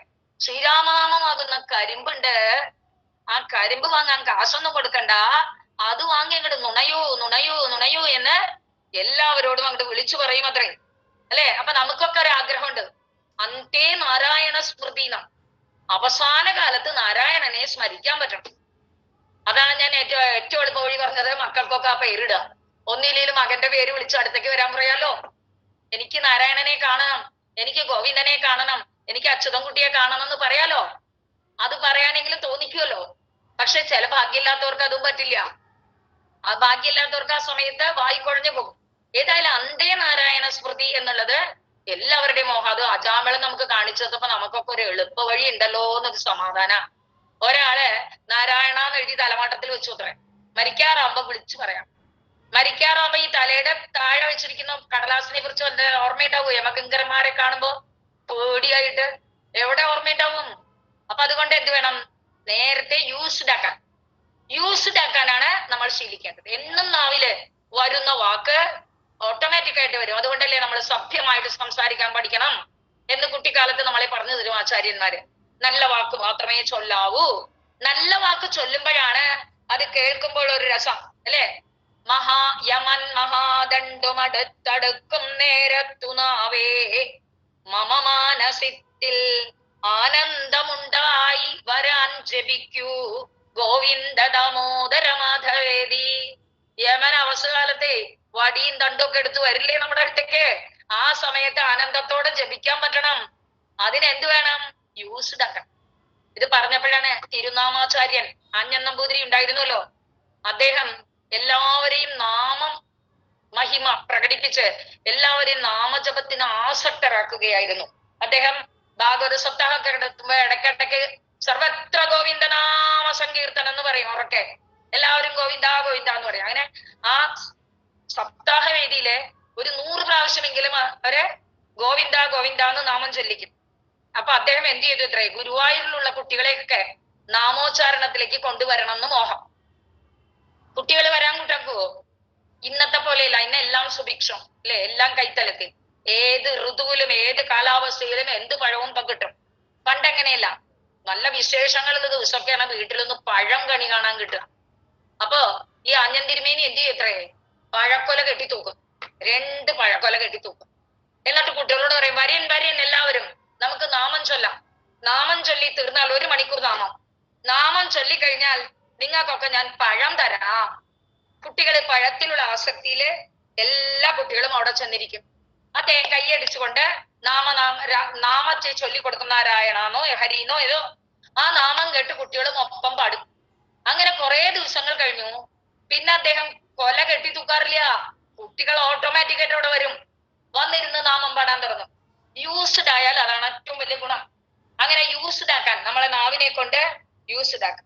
അപ്പൊ അതുകൊണ്ട് ജിഹ്വേരസജ്ഞേ ഭവബന്ധ മുക്തി കിട്ടിയിട്ടുടുവാൻ ആയി അനിശം ജപിക്കൂ.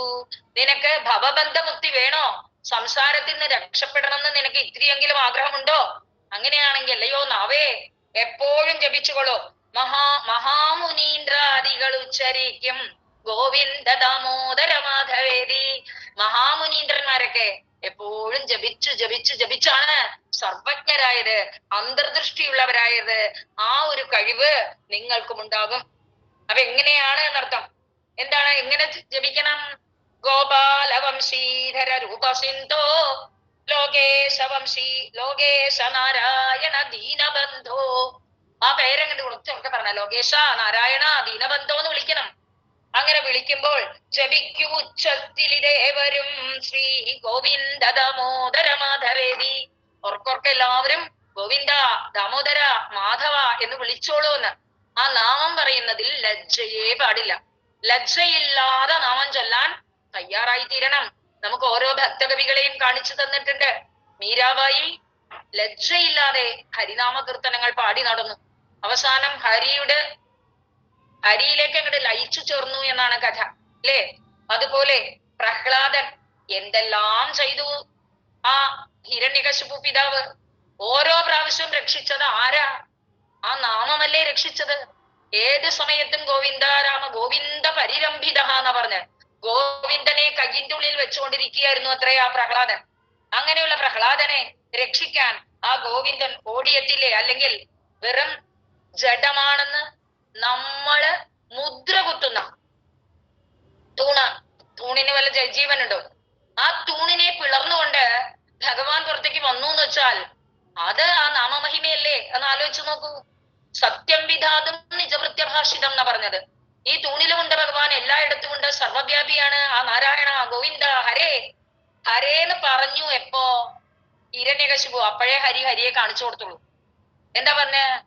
എവിടെയാടാ നിന്റെ ഹരി എന്നാണ് ചോദിച്ചത് അല്ലെ? നിന്നെ രക്ഷിക്കാനുള്ള ഹരി എവിടെയാ? ഖ്വാസൗ ഹരിരിരി. എവിടെയാടാ നിന്റെ ഹരി, എവിടെയാടാ നിന്റെ ഹരി എന്ന് എപ്പോ 2 പ്രാവശ്യം ആ ഹിരണ്യകശിപുവിന്റെ വായിൽ നിന്നും ഹരിനാമം ഉച്ചരിക്കപ്പെട്ടുവോ അപ്പോഴാണ് തൂണിന്ന് ചാടി വന്നത്. ആ നാമത്തിന്റെ പ്രത്യേകത അത്രത്തോളം ഉണ്ട് എന്ന്. അതുകൊണ്ട് നിത്യസുഖം ലഭിക്കാൻ നമ്മൾ നിത്യസുരക്ഷയ്ക്ക് വേണ്ടി എന്തെങ്കിലും ഒരു വഴി ഉണ്ടാക്കണ്ടേ? ഗവൺമെന്റ് നമുക്ക് കുറെ സുരക്ഷകളൊക്കെ ഏർപ്പെടുത്തിയിട്ടുണ്ട്. സ്ത്രീ സുരക്ഷ, എന്തൊക്കെ സുരക്ഷ, ജീവസുരക്ഷയും തരുന്നില്ല. പറയുമ്പോ ജീവൻ സുരക്ഷാ മരുന്നുകള് ഒക്കെ തരുന്നുണ്ട്. പക്ഷെ അതൊന്നും നമുക്ക് സുരക്ഷയിലെത്തില്ല. നമുക്ക് നിത്യസുരക്ഷയ്ക്കായിട്ട് എന്ത് ചെയ്യണം എന്നുള്ള ഏതാണ്? ജപിക്കണം. നിത്യസുഖം ലഭിക്കാൻ നമ്മൾ ജപിക്കണം. അതെന്തായിരിക്കും? വീണ്ടും വ്യഥ വൃഥാ സാഗരമണ്ടിടാതാൻ. ആദ്യം നമ്മള് ഈ ജനന മരണ കുടുക്കിൽപ്പെട്ട് കഷ്ടപ്പെടാൻ പാടില്ല. അതിന് എന്തെങ്കിലും ഒരു വഴിയുണ്ടോ? ഉണ്ടല്ലോ. എന്താണ്? വീണ്ടും ജനിക്കാതെ ഇരിക്കുവാനായി ഗോവിന്ദ ദാമോദര മാധവേദി, ഗോവിന്ദ ദാമോദര മാധവ എന്ന് വിളിച്ചോളോ, നിങ്ങളെ കരകയറ്റും. ആ സംസാര കൂപേ പതിതോത്തരാന്തി, സംസാര കൂപത്തിൽ പഠിച്ചവനെ കൈ ഉയർത്തി തരും ആ ഭഗവാൻ. അതിന് നമുക്ക് പരിപൂർണ വിശ്വാസം വേണം. അതിന് എന്താ വേണ്ടത്? മനസ്സും നാവും മാത്രം. ഒരു പൈസ ചെലവുണ്ടോ? നാവ് കൊണ്ട് ഇങ്ങനെ ഉരുട്ടുക, മനസ്സും വിചാരിക്കുക. പൈസക്ക് ചെലവില്ല. പൈസ ചെലവുണ്ടെങ്കിൽ വീട്ടിലുള്ളവർ സമ്മതിക്കുവോ എന്നൊക്കെ പറയണം. ഒരു ചെലവുമില്ല.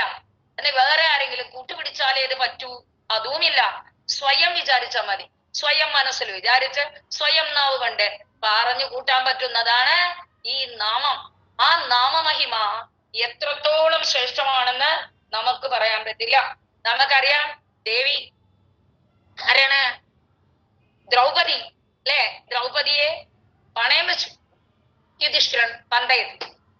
അക്ഷക്രീഡ കളിക്കുമ്പോ ചൂതുകളിയില് പത്നിയെയും പണയം വെച്ചു. അപ്പോഴേക്കും ദുര്യോധനാദികൾ ദാസിയാണ് എന്ന് പറഞ്ഞുകൊണ്ട് അവളെ വലിച്ചഴിച്ചു കൊണ്ടുവന്നു. സദസ്സിൽ നിർത്തി. എല്ലാവർക്കും കഥ അറിയാം. ആ സമയത്ത് അവള് ഭീഷ്മ പിതാമഹനെ നോക്കി. ധർമ്മത്തിന്റെ ഉറവിടം. അദ്ദേഹത്തിന് ഒന്നും ചെയ്യാൻ പറ്റില്ല, ഹെൽപ്ലെസ്. ദ്രോണാചാര്യനെ നോക്കി, ഹെൽപ്ലെസ്. ശരി, തന്റെ അമ്മാനച്ഛന്റെ സ്ഥാനത്തിരിക്കുന്ന ധൃതരാഷ്ട്രർ കണ്ണു കാണില്ലെങ്കിലും അദ്ദേഹം ഇതൊക്കെ അറിഞ്ഞിട്ടും അദ്ദേഹം അറിയാത്ത പോലെ ആരും രക്ഷിക്കാനുണ്ടായില്ല. ഭർത്താക്കന്മാർ മുഴുവൻ അടിമകൾ. അവർക്ക് അവിടെ ഇരുന്ന് തന്നെ പൊരുതാനേ പറ്റൂന്നില്ലാതെ ഒന്നും ചെയ്യാൻ പറ്റില്ല. ദുഷ്ടന്മാർ ചിരിച്ചുകൊണ്ട് ഇതിനെ ഘോഷമാക്കാൻ പുറപ്പെട്ടിരിക്കുകയാണ്. അപ്പൊ ദേവി എന്താ ചെയ്തത്? കൈ രണ്ടും ഉയർത്തിപ്പിടിച്ച് ഗോവിന്ദ ദാമോദര മാധവ എന്ന് വിളിച്ചു. വിളിച്ച വിളിപ്പാടകലെ റെഡിയാണ് ഭഗവാൻ അല്ലേ? ആർത്തത്രാണപരായണനായിട്ടുള്ള ഭഗവാൻ അപ്പൊ തന്നെ വസ്ത്രങ്ങൾ ഇങ്ങനെ കൊണ്ട് കൊടുത്തു അല്ലേ? വസ്ത്രം കൊണ്ട് കൊടുത്ത് അവളുടെ മാനത്തെ രക്ഷിച്ചു. അതിന് ദ്രൗപദി ചെയ്തത് എന്താ? നാമം ഉച്ചരിച്ചു. ആ നാമോച്ചാരണത്തിന്റെ ശക്തിയാണ് അത് എന്ന് നമുക്ക് മനസ്സിലാക്കുക.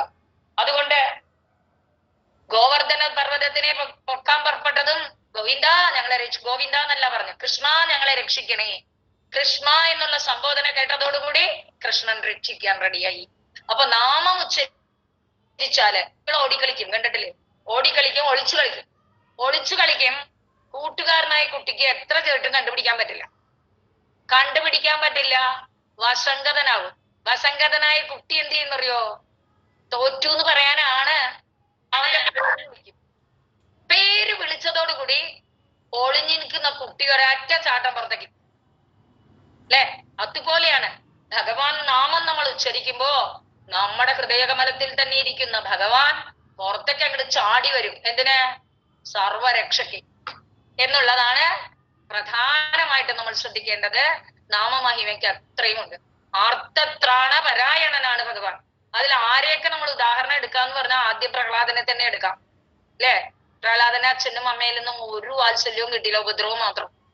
ആ കുട്ടിയെ അങ്ങോട്ട് എടുത്ത് മടിയിൽ വെച്ചില്ലേ നരസിംഹമൂർത്തി, വാത്സല്യം കൊണ്ട്. അതുപോലെ തരം തിരിച്ചു മോശമാക്കിയിട്ട് പറഞ്ഞു വിഭീഷണനെ, നാട് പോടാ വിടുന്നെന്ന് പറഞ്ഞു. ആ വിഭീഷണൻ വന്ന് ശരണാഗതി അടഞ്ഞു രാമന്റെ അടുത്ത്. രാമൻ എന്ത് ചെയ്തു? അടുത്ത ലങ്കയിലെ രാജാവ് നീ എന്ന് പറഞ്ഞ് വിഭീഷണ പട്ടാഭിഷേകം വരെ നടത്തിക്കൊടുത്തു അല്ലെ? ധ്രുവൻ വെറും 5 വയസ്സ് പ്രായമായ കുട്ടി. ആ ധ്രുവൻ വന്ന് ഭഗവാനെ ഹരി നാരായണ ഓം നമോ ഭഗവതേ വാസുദേവായ എന്ന മന്ത്രം കൊണ്ട് അങ്ങോട്ട് ശ്രദ്ധിച്ചു. ഭഗവാന്റെ രൂപത്തിനെ മനസ്സിൽ അങ്ങോട്ട് ധ്യാനിച്ചു. ഉടനെ ധ്രുവന് അന്യേരനധിഷ്ഠിതം പദം, മറ്റൊർക്കൊന്നും ലഭിക്കാത്തൊരു പദത്തിനെ ഉണ്ടാക്കി കൊടുത്തു അല്ലെ? അതൊക്കെ പോട്ടെ, ഇവർക്കൊക്കെ ബുദ്ധിയുണ്ട്, ബോധമുണ്ട് എന്ന് പറയാം. ആനക്ക് എന്ത് ബോധമാ? ആന എന്ന് പറഞ്ഞ അജ്ഞാനത്തിന്റെ നിറകുടം. ആ ആന പോലും സംഭുജകരഹ, കയ്യിലൊരു താമരപ്പൂ എടുത്തിട്ട് നാരായണ അഖില ഗുരോ ഭഗവന് നമസ്തേ എന്ന് ഒരൊറ്റ വിളിയെ വിളിച്ചോളൂ. വന്നില്ലേ ഗരുഡപ്പുറത്ത് കയറി രക്ഷിക്കാൻ? ആ രക്ഷിക്കാൻ വന്നു. അഹല്യ എന്ത് ചെയ്തു? സദാ രാമനാമം ജപിച്ചുകൊണ്ട് കല്ലായിട്ട് കിടന്നു. ആ അഹല്യയെ രക്ഷിക്കാനും ഭഗവാൻ തന്നെ എത്തി. ഇങ്ങനെ നോക്കുമ്പോഴേ ദ്രൗപദിയെ രക്ഷിച്ചു എന്ന് നമ്മൾ പറഞ്ഞല്ലോ. ദ്രൗപദിയെ രക്ഷിച്ചു. ഈ 5-6 പേര് വേറെ ഉദാഹരണം. ഇനി എന്തിനാ ഉദാഹരണം നിരത്തുന്നത്? നമ്മളെയൊക്കെ ഭഗവാൻ രക്ഷിക്കാൻ നമ്മുടെ അടുത്ത് തന്നെയുണ്ട്. നമ്മൾ എന്ത് വേണം? മനസ്സുകൊണ്ട് നാവ് കൊണ്ട് നാമം ഉച്ചരിക്കണം. ആ നാമോച്ചാരണത്തിന് ഒരു തടസ്സവും ഉണ്ടാക്കരുത്. മനസ്സാണ് നമ്മളുടെ എല്ലാത്തിനും കാരണം. ആ മനസ്സന്തോഷവും ശാന്തിയും കിട്ടണമെങ്കിൽ നിങ്ങൾ ചോദിച്ചു, വല്ല ക്രോധം വരുന്ന സമയത്ത് ഒരു 108 പ്രാവശ്യം നാമം ഉച്ചരിച്ചു നോക്കൂ. ക്രോധം പമ്പകടം, കോപമൊക്കെ പോവും. കോപതാപമൊക്കെ എത്ര നേരമേ ഉള്ളൂ. ആ കോപം വരുമ്പോ നമ്മൾ ഭഗവാനെ സ്മരിച്ചാൽ മതി. എപ്പോഴും ഭഗവത് സ്മരണ ഉണ്ടാകണം. ആ ഭഗവത് സ്മരണ ഉണ്ടാകുക എന്നുള്ളത് പൂർവജന്മ സുഹൃതം ഉണ്ടെങ്കിലേ ഉണ്ടാവുള്ളൂ. ഭഗവാന്റെ അനുഗ്രഹം ഉണ്ടെങ്കിലേ അത് ഉണ്ടാകൂ എന്ന് പറയാണ്. അതുകൊണ്ട് നാവേ ഭുജിക്കി അമൃതം എന്നും, എന്റെ നാവേ നീ അമൃതത്തെ എന്നും ഭുജിക്കൂ. ആ ഭുജിച്ചാല് നിനക്ക് എന്താണ്? ഹരേ മുരാരേ മധുസൂദനദ്വ ശ്രീരാമ സീതാ സഖരാവണാരേ. ഏത് പേര് വിളിച്ചെന്നാ? നാവേ ഭുജിക്കി അമൃതം അമൃതത്തെ എന്നും ഗോവിന്ദ ദാമോദര മാധവേദി. ഗോവിന്ദ ദാമോദര മാധവ എന്നുള്ള നാമത്തെ എപ്പോഴും എപ്പോഴും ഭുജിക്കേ എന്ന് ഭുജിക്കാനായിട്ട് പറയുകയാണ്. അതിന് എന്തൊക്കെ വേണമെങ്കിലും ആകാം. ഗോപി ജനങ്ങളെ രക്ഷിച്ചില്ലേ ഭഗവാനെ, എന്നെ രക്ഷിക്കൂ. ഓരോരുത്തരും ഉദാഹരണം കാട്ടാം. എന്നെ മാത്രം രക്ഷിക്കാതിരിക്കാൻ പറ്റുമോ? പൂന്താനം സങ്കടപ്പെട്ടുകൊണ്ട് പറഞ്ഞു, യാത്വര. ഏതൊരു ത്വരയാണോ ആ ദ്രൗപദിയെ രക്ഷിക്കാൻ അങ്ങ് കാണിച്ചത്, ഏതൊരു ത്വരയാണോ ഗജേന്ദ്രനെ രക്ഷിക്കാൻ അങ്ങ് ഓടി വന്നത്, ആ ത്വര ഇപ്പൊ എവിടെ പോയി? ഞാൻ വിളിക്കുന്നില്ലേ, എന്താ എന്റെ അടുത്ത് വരാത്തത് എന്ന് പൂന്താനം ചോദിച്ചതോടുകൂടി ആ മങ്ങാട്ടസന്റെ രൂപത്തിൽ ഭഗവാന്റെ ഒരു വരവ് വന്നില്ലേ, കുതിരക്കുളമ്പടിയോടുകൂടി. അവിടെയാണ് ഭഗവാന്റെ സാന്നിധ്യം. ഭഗവാൻ എപ്പോഴും നമ്മളെ രക്ഷിക്കാൻ കയ്യും കെട്ടി നിൽക്കുക. പക്ഷെ നമ്മൾ വിളിച്ചില്ലെങ്കിൽ എല്ലാവർക്കും ഇല്ലേ ഒരു അഭിമാനം? വിളിക്കാത്തടത്ത് വരുവോ? വിളിച്ചു നോക്കുവോ? ഭഗവാൻ നമ്മുടെ മുമ്പിൽ വരും, വരും, വരും, വരും. അതിനാണ് ഓരോ കഥകളിലൂടെ നമ്മളെ പറഞ്ഞു പ്രേരിപ്പിക്കുന്നത്. ആ ഭഗവത് നാമ ഉച്ചാരണത്തിന് നമുക്ക് എല്ലാവർക്കും സാധിക്കണം. അത് സാധിക്കണമെങ്കിൽ തന്നെ ഭഗവാന്റെ കൃപയും കടാക്ഷവും വേണം എന്ന്. അതുകൊണ്ട് എങ്ങനെയൊക്കെ വിചാരിക്കാം എന്ന് പറയണം. എല്ലാ തരത്തിലും നമുക്ക് പ്രഭാഷണം ചെയ്യാൻ നല്ല മടുക്കുണ്ട്, പാട്ട് പാടാൻ അതിലും മടുക്ക്, ഗോസിപ്പ് പറയാനോ ഒരു കുറവുമില്ല. മണിക്കൂർ കണക്ക് വേണമെങ്കിൽ ഗോസിപ്പ് പറയാം. പക്ഷേ നാവുകൊണ്ട് നാരായണ കൃഷ്ണ ദാമോദര എന്ന് പറയാൻ മാത്രം നമുക്ക് നേരമില്ല. അത് പാടില്ല. ആ നാരായണ കൃഷ്ണ ഗുരുവായൂരപ്പ എന്ന് പറയുവാൻ എപ്പോഴും നമ്മുടെ നാവിനെ സന്നദ്ധമാക്കിക്കൊണ്ടിരിക്കണം. ആ സന്നദ്ധമാക്കുന്നത് എങ്ങനെ പറ്റും എന്ന് ചോദിച്ചാൽ, യൂസ്ഡ് ആയാൽ. ഇപ്പൊ നമുക്ക് രാവിലെ എണീറ്റു, ബ്രേക്ക്ഫാസ്റ്റ് കഴിച്ചു, മരുന്ന് കഴിക്കണം നമ്മൾ മറക്കാറില്ലല്ലോ. മറക്കോ?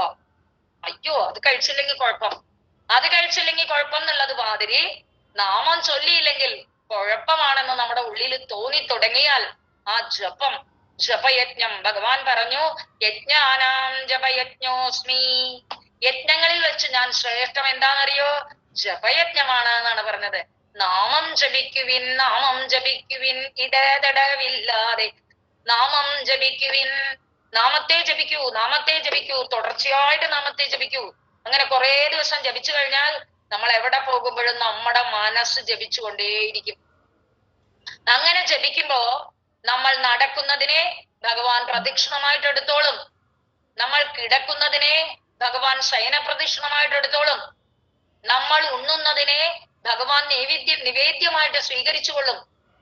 നമ്മൾ എന്ത് പ്രവൃത്തി ചെയ്യുന്നുവോ അത് മുഴുവൻ ഭഗവതാമൃതമായി മാറിക്കൊള്ളും.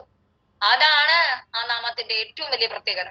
അങ്ങനെ നാമത്തെ നമ്മള് എന്നുമെന്നും ശീലിക്കുന്ന പക്ഷം നമുക്ക് ഈ സംസാര സാഗരത്തെ കടക്കാൻ യാതൊരു ബുദ്ധിമുട്ടുമില്ല എന്ന് തന്നെ വീണ്ടും വീണ്ടും പറയുകയാണ്.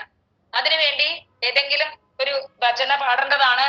എനിക്ക് പിന്നെ ഭജനയൊന്നും പാടാൻ അത്രയായിട്ട് അറിയില്ല. കാരണം പാട്ടിന്റെ കാര്യത്തിൽ ഞാൻ വളരെ പിന്നാക്കമാണ്. എന്നാലും ഇതില് ഈ ഗോപികമാര് ഭഗവാനോട് പറയുന്ന ഒരു രംഗമുണ്ട്. എന്താണ് പറഞ്ഞത്? ഭഗവാനെ എപ്പോഴും തന്നെ ഭഗവാന്റെ നാമത്തെ മാത്രം ചിന്തിച്ചു കൊണ്ടിരിക്കുന്നവര് ബഹുജനാ ഭിക്ഷുചര്യാം ചരന്തീന. അവര് നാമം പറഞ്ഞ് ഈ ലോകത്തിലുള്ള ആസക്തി അവരുടെ വിട്ടുപോകും അത്രേ. ഭഗവാനിലേക്ക് ആയിരിക്കും അത്രേ അവരുടെ ആസക്തി. അങ്ങനെ ആസക്തി ആകുമ്പോഴ് അവര് വിഹായസ് കൂടെ ആകാശത്തിൽ കൂടെ അങ്ങനെ പറക്കുന്നവരെ പോലെ ആകുന്നു. അങ്ങനെ ആയി അവർ ഭിക്ഷുചര്യാം ചരന്തി എന്നാ പറഞ്ഞു. അവർ ഏറ്റവും വലിയ വൈരാഗികളായി മാറും അത്രേ. അപ്പൊ ജ്ഞാനം വൈരാഗ്യത്തിന് വഴി മാറുമോ എന്ന് ചോദിച്ചാൽ നാമോച്ചാരണം വഴി മാറ്റി തരും എന്ന് പറയുകയാണ്. യദനുചരിത ലീലാ തർണപീയൂഷ വിപ്രുട് സഹൃദന വിദൂത ദ്വന്ദ്വധർമ്മ വിനഷ്ടാഃ സപതി ഗൃഹകുടുംബം ദീനമുത്സൃജ്യ ദീനാഃ ബഹവൈവ വിഹംഗാഃ ഭിക്ഷുചര്യാം ചരന്തി. അവര് പറഞ്ഞതാണ്, അവരെല്ലാവരും ഇപ്രകാരം പൊയ്ക്കൊള്ളുമെന്ന്. അതായത് ശ്രീകൃഷ്ണ ലീല അമൃതം അത് ആണല്ലോ നമ്മൾ നാമോച്ചാരണത്തിൽ കൂടെ പറയുന്നത്. ആ നാമോച്ചാരണത്തെ കൂടെ പറയുമ്പോൾ അതിലൊരു കണിക, എല്ലാം വേണ്ട, ഒരു നാമം, ഒരേ ഒരു നാമം, ആ ഒരു നാമം നമ്മൾ ആസ്വദിച്ച് അനുഭവിച്ചാല് നമ്മുടെ മനസ്സിലുള്ള ദുഃഖം, ശോകം, ഭയം, മോഹം, മരണഭയം എല്ലാം അവിടെ മാറിക്കിട്ടും. മാറിക്കിട്ടും മാത്രമല്ല, ലോക സുഖങ്ങളൊക്കെ നശിച്ചു പോണതാണ്. നശിച്ചു പോണതായി ഇതിനെ നമ്മൾ എന്തിനാ കെട്ടിപ്പിടിച്ചിരിക്കുന്നത്? അതിനെ ആദ്യം തന്നെ അവിടെ വിട്ടേക്കാമെന്ന്. യാജ്ഞവൽക്യൻ എന്നൊരു മുനി ഉണ്ടായിരുന്നു. അദ്ദേഹം എല്ലാം ഉപേക്ഷിച്ചു പോവുകയാണ്. അദ്ദേഹത്തിന്റെ പണ്ഡിതയായ ഒരു പത്നിയാണ് മൈത്രേയി. അപ്പൊ മൈത്രേയി ചോദിക്കുകയാണ്, നിങ്ങൾ എന്താ ഇങ്ങനെ പോകുന്നത്? ഒരുപാട് പശുക്കളും ധനവും ഭൂമിയൊക്കെ ഉള്ളതല്ലേ, ഇതിനെയൊക്കെ വിട്ടു പോകാവോ? അപ്പൊ അദ്ദേഹം പറഞ്ഞു, ഞാൻ ഇത്രയും കാലത്തെ അനുഭവത്തിൽ ഒരു കാര്യം മനസ്സിലാക്കി പ്രിയേ, ഇവയൊക്കെ എന്നെ വിട്ടുപോകും. അപ്പൊ അതിനു മുമ്പ് ഞാൻ തന്നെ വിട്ടാൽ എനിക്കൊരു ആത്മസുഖമെങ്കിലും ഉണ്ടല്ലോ എന്ന്. അതായത് നമ്മൾ ഒന്നിനോടും വല്ലാതെ അറ്റാച്ച്മെന്റ് കാണിക്കാൻ പാടില്ല എന്നാണ് പറയുന്നത്. കുറച്ചങ്ങോട്ട് വിട്ടുപിടിക്കാൻ നിൽക്കണം. അറ്റാച്ച്മെന്റ് വേണ്ടാന്നോ കുടുംബം വേണ്ടാന്നോ പറയണില്ല, അതിൽ മാത്രമായിട്ട് ഒട്ടിക്കിടക്കരുത്. അതിന്റെ ഇടയില് നമുക്ക് നാമം ചൊല്ലാനും ഭഗവത്സ്മരണ ചെയ്യാനും ഒരു സന്ദർഭം ഉണ്ടാക്കിക്കൊണ്ടേയിരുന്നാൽ നമ്മളുടെ ജീവിതം എന്താണ്, പെർഫെക്റ്റ് ഡെപ്പോസിറ്റഡ് ആണ് ഭഗവാന്റെ അടുത്ത്. ഡെപ്പോസിറ്റ് ചെയ്താൽ പിന്നെ പേടിക്കേണ്ടതോ? ഭഗവാൻ വന്ന് കാഷ്ടപാഷ്ടമായിട്ട് നമ്മൾ കിടക്കില്ലേ മരക്കട്ട പോലെ, ആ സമയത്ത് ഭഗവാൻ വന്ന് നമ്മളെ കൂട്ടിക്കൊണ്ടു പൊക്കോളും. ആ ഒരു ഉറപ്പ് നമുക്ക് കിട്ടണമെങ്കിൽ നമ്മൾ ഇപ്പൊ തന്നെ ആ നാമത്തെ ഉച്ചരിക്കണം എന്ന്. അതുകൊണ്ട് ഈശ്വര പ്രേമത്തില് മഗ്നരാകുന്നവരാണ് എല്ലാം. അതുകൊണ്ട് പറയാണ്, ഗോപികമാര് പറഞ്ഞു, തവ കഥാമൃതം തപ്ത ജീവനം അല്ലെ, കവിഭിരീഡിതം കൽമഷാപഹം ശ്രവണമംഗളം ശ്രീമദാദം ഭുവി ഗൃണന്തിയേ ഭൂരിതാ ജനാഃ. ഭഗവാന്റെ കഥയുണ്ടല്ലോ, തപ്ത ജീവനം എന്ന് പറഞ്ഞു. നല്ല താപം, ചുട്ടു പൊള്ളിയിട്ട് വരികയാണ്. ഒരു ഗ്ലാസ് വെള്ളം കിട്ടിയാ സുഖായി എന്ന് വിചാരിക്കില്ലേ? ജീവനം എന്ന് പറഞ്ഞാൽ ജലമാണ്. ഒരു ഗ്ലാസ് ജലം കിട്ടിയാൽ അവന്റെ സമാധാനം. അതുപോലെ തപിച്ചിരിക്കുന്ന സംസാര താപത്തിൽ ഉടലുന്നവർക്ക് അങ്ങയുടെ നാമാമൃതമുണ്ടല്ലോ, അത് ജലം പോലെയാണെന്ന്. അപ്പ ക്ഷീണം തീർന്നു തരും. ഭഗവാനെ ഒന്ന് നാമം ഉച്ചരിച്ചു കഴിഞ്ഞാൽ നമ്മുടെ മനസ്സൊന്ന് വളരെ സന്തോഷമാണ്. നാമം ഉച്ചരിക്കാൻ സാധിക്കാതെ വന്നാൽ അന്നത്തെ ദിവസം നമ്മളുടെ പോക്കാണ്. അതേപോലെ അടുത്തത് പറയണ, ഇത് ഞാൻ പറഞ്ഞതല്ല കേട്ടോ, കവിഭിരീഡിതം എന്മാർ പറയുന്നത് എങ്ങനെയാ? കൽമഷാപഹം, എല്ലാ തരത്തിലുള്ള മനസ്സിലുള്ള കൽമഷങ്ങളെയും പാപങ്ങളെയും തുടച്ചു നീക്കും. ഈ തുടച്ചു നീക്കാൻ ഇത്രയും എടുക്ക് ഈ നാമത്തിനുള്ളപ്പോൾ അതെ എന്നാ എളുപ്പല്ലേ? എന്ന് മാത്രല്ല, ആ കൽമഷങ്ങളെ പാപങ്ങളെയൊക്കെ കളയാനായിട്ട് നമ്മൾ രോഗം മാറാനായിട്ട് മരുന്ന് കഴിക്കും. അപ്പൊ വൈദ്യര് എഴുതി തരും, തിക്തം 2 ഫലം, നല്ല പടവലാതി കഷായം കുടിച്ചോളോ രോഗം മാറുന്ന പറയാ. ആ രണ്ടും വായിൽ വെക്കാൻ കൊള്ളോ? നമുക്ക് പിടിക്കില്ല. പക്ഷേ ഇവിടെ പറയാണ്, ശ്രവണമംഗളം, കാതിനങ്ങടെ ഇമ്പമായിരിക്കും അത്രേ. ആ ഭഗവാന്റെ നാമം നാവില് മാധുര്യത്തെ ഊറ്റും. മധുരാക്ഷരാണിയാണ്, മധുരമായ അക്ഷരമാണ്. ആ നാമം നാവില് വരുമ്പോ പിന്നെയും പിന്നെയും പറഞ്ഞങ്ങനെ ആസ്വദിച്ച് ചൊല്ലാനായിട്ട് നമുക്ക് തോന്നും. അത് പിന്നെ എന്താണ്, ശ്രീമദാദം, നമ്മുടെ എല്ലാ സമ്പത്തെയും ഐശ്വര്യത്തിനെയും നമ്മളുടെ ആരോഗ്യത്തിനെയും ഒക്കെ വീണ്ടു തരും. അതുകൊണ്ട് ഭൂമി ഗൃണന്തിതേ ഭൂരിതാ ജനാഃ, ഭൂമിയിൽ അത് പാടാൻ കഴിഞ്ഞാൽ, നമുക്ക് എന്തോ ഈ നാമമഹിമയെ കുറിച്ച് കേൾക്കാനെങ്കിലും കഴിഞ്ഞാൽ നമ്മൾ പൂർവ്വജന്മത്തിൽ സുകൃതം ചെയ്തിട്ടുണ്ട് എന്ന് ഉറപ്പിക്കാം. പൂർവ്വജന്മത്തിൽ സുകൃതം ചെയ്യാതെ, ഭഗവത് അനുഗ്രഹമില്ലാതെ നാമോച്ചാരണം ചെയ്യാനോ ആ നാമസ്മരണ ചെയ്യാനോ ഭഗവാന്റെ രൂപത്തിനെ ദർശിക്കാൻ നമുക്ക് പറ്റില്ല. ഭഗവാന്റെ രൂപത്തിനെ മനോമുകുരത്തിൽ ദർശിക്കുവാനോ സാധ്യമല്ല. അതുകൊണ്ട് അതിനെല്ലാം പറ്റുന്നതായിരിക്കണം കൃഷ്ണ ദർശനമാണ് ഏറ്റവും ആവശ്യമായിട്ടുള്ളത്. ഭാരതം എന്നുള്ളത് കർമ്മക്ഷേത്രമാണ്. ഇവിടെ എന്ത് ചെയ്യുന്നുവോ അതിന്റെ ഫലം അവൻ അപ്പൊ തന്നെ കിട്ടും. അതുകൊണ്ട് ഇവിടെ സത്കർമ്മങ്ങൾ ചെയ്തുകൊണ്ടിരിക്കുക. സത്കർമ്മ ഭൂമി ഭാരതം, സത്കർമ്മ ഭൂമിയാണ് ഭാരതം. ഇവിടെ നല്ല കാര്യങ്ങൾ ചെയ്താൽ അതിന്റെ ഫലം കിട്ടും. ഉജ്ജന്മ വാസന എന്ന് പറയില്ലേ? അജാമിളൻ ഇത്രയൊക്കെ ദുഷ്ടനായിട്ടും പണ്ട് കാലത്ത് എന്തോ ചെയ്ത പുണ്യം കൊണ്ടാണ് ആ കുഞ്ഞിനൊരു നാരായണ എന്ന് പേരിടാൻ തോന്നിയത്. ആ നാരായണ എന്ന് പേരിട്ടത് അവസാന കാലത്ത് പേടിച്ചിട്ട് മകനെയാണ് വിളിച്ചതെങ്കിലും ആ 4 അക്ഷരമാണല്ലോ നാവിൽ നിന്ന് വന്നത്. അതുകൊണ്ട് അത് മാത്രല്ല, അപ്പോഴും മുക്തി കിട്ടിയില്ല. ഈ യമദൂതന്മാരും വിഷ്ണുദൂതന്മാരും കൂടി സംസാരിക്കുന്നത് കേട്ടു. അപ്പോഴാണ് ഭഗവന്നാമ മഹിമയെ കുറിച്ച് മനസ്സിൽ ചിന്തനം ചെയ്തത്. അതോടുകൂടി പരിശുദ്ധം. എന്ത് വേണം? നമ്മള് എല്ലാവരും പറ്റുന്ന തരത്തിൽ നാമം ഉച്ചരിക്കുക. ഇതാണ് എനിക്ക് നിങ്ങളോട് എപ്പോഴും പറയാനുള്ളത്. നാമോച്ചാരണം എന്നു തന്നെ മതിയെന്ന് ഒതുന്നു വേദാന്തവും. നാമോച്ചാരണ എന്നതെങ്കിൽ അരുളിയിടുക ആനന്ദ പാഥോനിതേ. ഹേ ഭഗവാനെ, എനിക്ക് നാമോച്ചാരണം പറയാൻ പറ്റണമേ എന്ന് ഓരോരുത്തരും പ്രാർത്ഥിക്കുക. സർവത്ര ഗോവിന്ദ നാമ സങ്കീർത്തനം. ഗോവിന്ദ